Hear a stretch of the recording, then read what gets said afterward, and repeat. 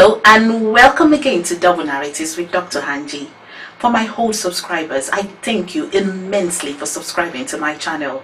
And if you're new, thank you for being here, and please do not hesitate to subscribe to this channel. You will not regret your doing so. What do we do here? We pick issues and we consider it from both sides of the narratives, issues bordering on communications and relations with one person and another. And today we're going to look at another very important issue that affects us as young people. Now let's consider that we are in a society, and in our society it is a taboo to engage in sexual relations before marriage. And that puts us in a pretty difficult position, especially in a situation where people rarely ever discuss the nitty-gritties of sex. But then how can you ever discuss sex or engage in sex without even knowing or having a clue of what your sexuality is?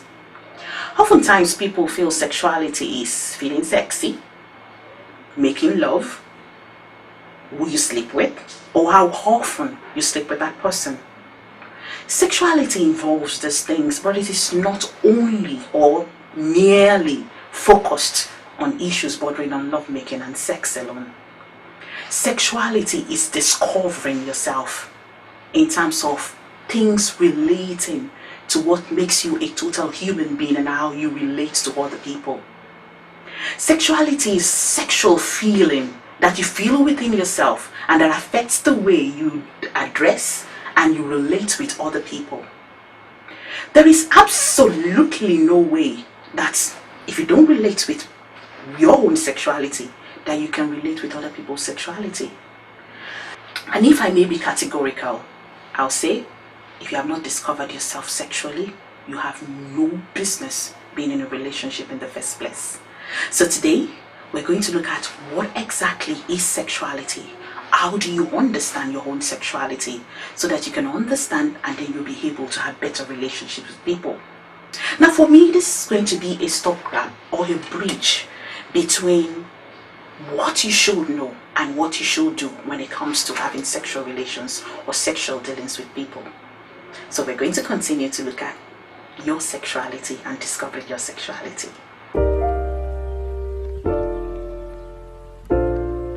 Now, in order to explain sexuality so that we can understand what sexuality really is, we're going to be using the sexuality wheel. Now, this sexuality wheel is from the Sexual Education Research Center. Now, sexuality involves an embodiment of 5 aspects of us. Our bodies, that's number 1. Our thoughts and our feelings, what we conceive and how we feel and interpret sexual feelings.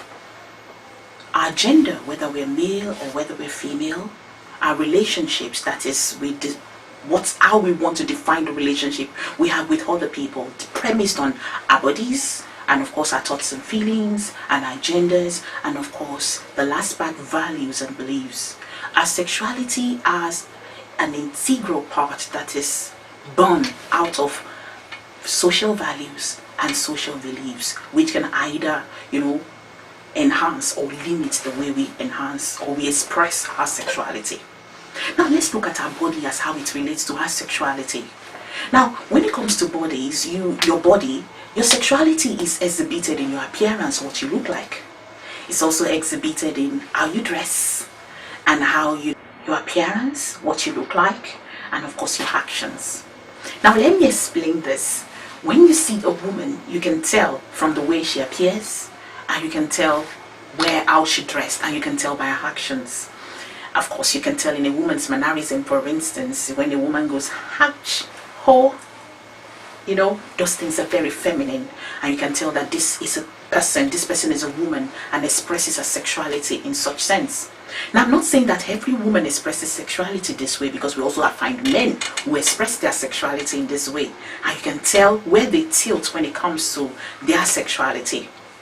Now, when it comes to thoughts and feelings, the way we express our sexuality is premised on how we perceive the world and how we perceive our own sexuality. Some people feel they are sexy, maybe because of the way they appear. Some people feel they are not, maybe because of the way they appear.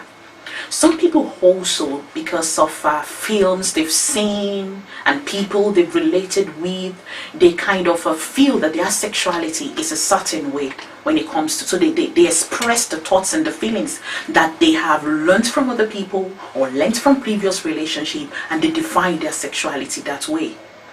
Now, all this constellation affects the way we relate with other people.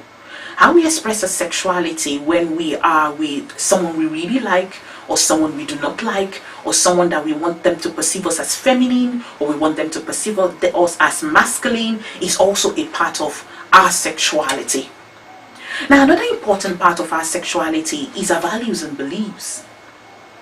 Now, we already said earlier that sexuality is how you perceive your sexual perception of yourself, and how you align your body, you align your thoughts and your feelings with your values and the beliefs, and how you accentuate the relationship you have with other people. So you cannot remove sexuality from the belief system of the society. You cannot remove your sexuality from what you look like, how your body is, how you dress your body, the actions and your mannerism, and of course your appearance. You cannot remove your sexuality, or you cannot understand your sexuality until you begin to ask yourself the question, what are my thoughts and a perception towards these sexual feelings I have, or sexual feelings generally? Do I like sexual things, or I do not like sexual things? Because we will find that as we go on, that we all have varying degrees of, our perception to sexuality and our acceptance of sexuality, premise on the relationship we've had, our society, the belief system, our religion, or what have you. Now we're going to move on now to look at another very important aspect of sexuality, in order for you to be able to identify, where do I fall when it even comes to sexuality? Do I fall under loving sex or not loving sex? Do I fall under loving a woman or loving a man? Or this feeling that's just inside me, how do I really, understand why I feel the way I do sexually? And hold on, so we're going to look at the different types of sexuality and how we can express different forms of sexuality.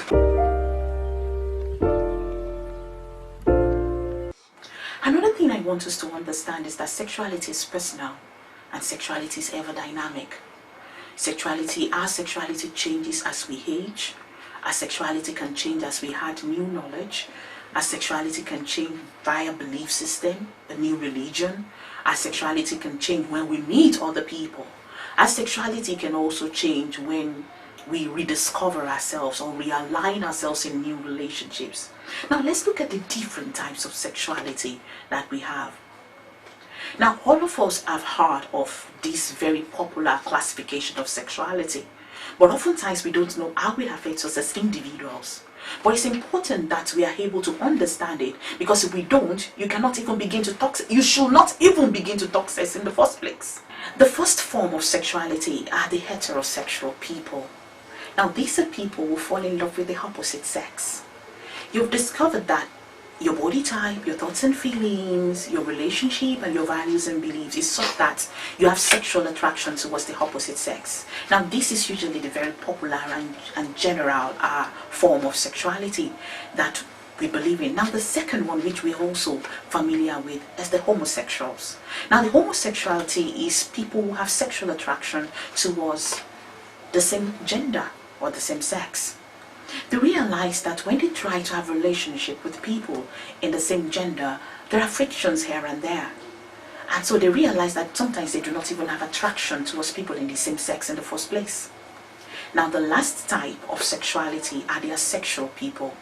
Now this can be classified into different forms. A sexual form of sexuality means people who are generally not aroused immediately or attracted towards sex for so many reasons.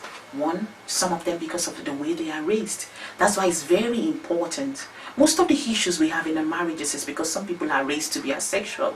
The value and belief system and the relationship they have kept right from when they were growing, forbid sexuality. And we as parents need to be very careful. Sometimes in the bid to raise children who are, very moral, we kind of, relegate their sexuality to the background. As such, they grow up being asexual, in the sense that they don't even want to have sexual attraction because they feel it is sin, or they feel it is not moral, or they feel it's not the right thing to do. Another reason for people to have a form of asexual religion are people who feel that they do not have sexual attraction to you except they have a mental connection with you. Now, if you're one of such people, you begin to wonder, why is it that I don't fall head over heels with people? It's because that is what your sexuality is like. You can't fall in love with people except you know them and you have a mental bonding with them. For this kind of people, it's never love at first sight. So for instance, if you're meeting somebody who is asexual in this vein, you need a mental connection with them, or a sort of emotional connection before they find you sexually attractive.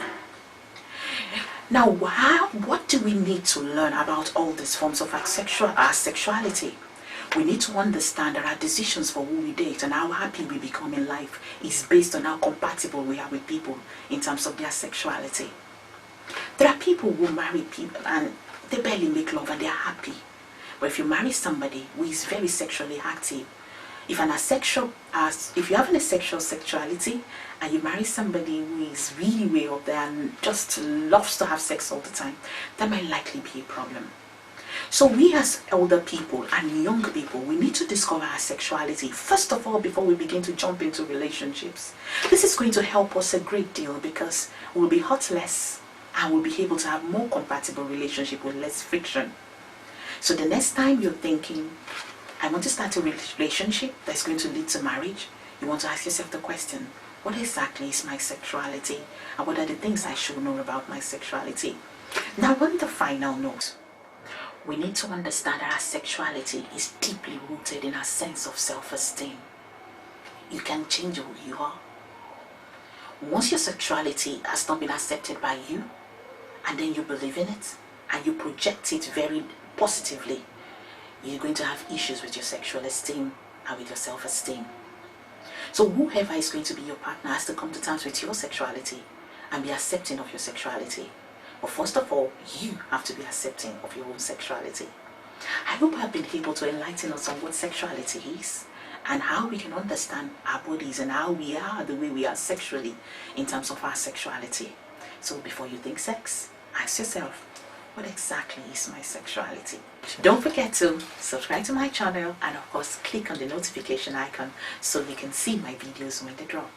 Let's talk soon. Bye.